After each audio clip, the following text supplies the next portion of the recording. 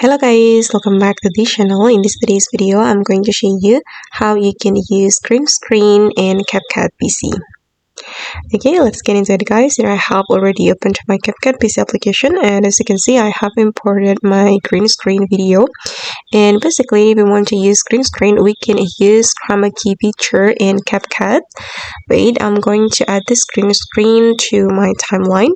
And then we can go to the remove background menu and choose Chroma Key feature. And then you can select this color picker, and then you're going to remove the green screen with the color picker. Okay, make sure that you pick the green color guys.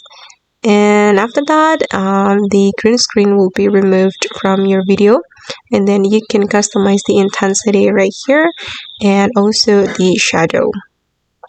Okay, like this. And then for example, I'm going to replace the green screen with this background. So I'm going to add my background here.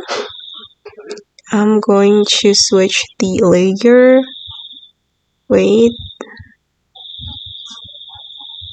Okay, like this. And as you can see, that the background of this video has been changed because I have already removed the green screen with Chroma feature. Okay.